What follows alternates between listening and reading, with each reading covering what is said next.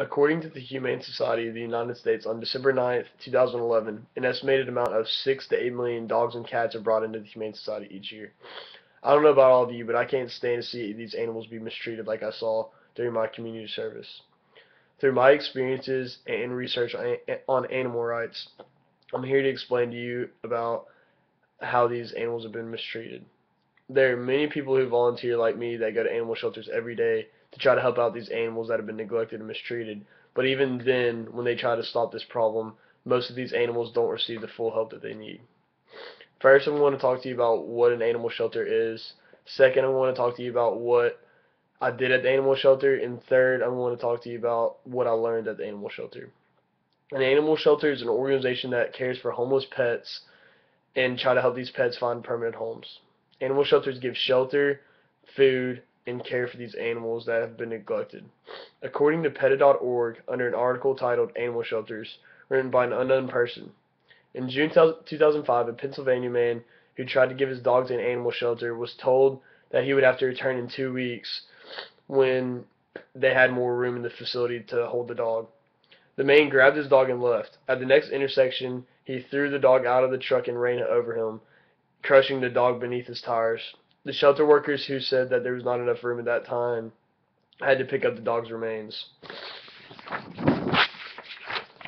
Even though these people who are just here to volunteer, just trying to help out animals, still have to suffer tough consequences. For community service, I helped work at the animal shelter, and I discovered that all these people are such hard-working people and are such good people. The people that work there have to clean out each and every kennel every single day, clean it up for all these animals. Each cat's kennel is restocked every day and has to be sorted out before it's placed.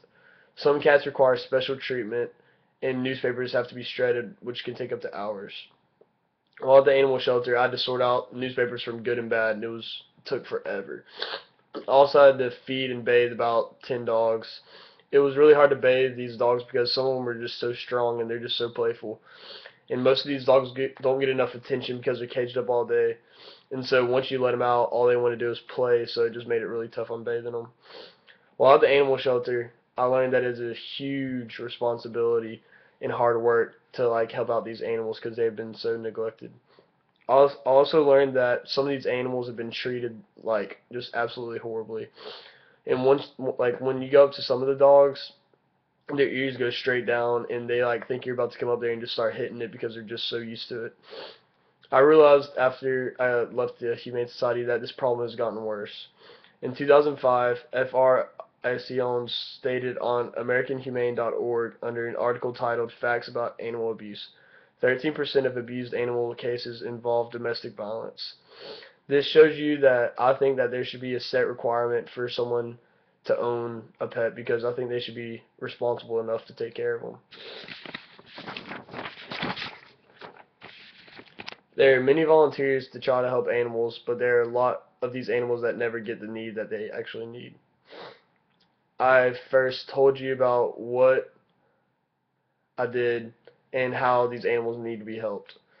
The animals need our help, so what's stopping you from volunteering?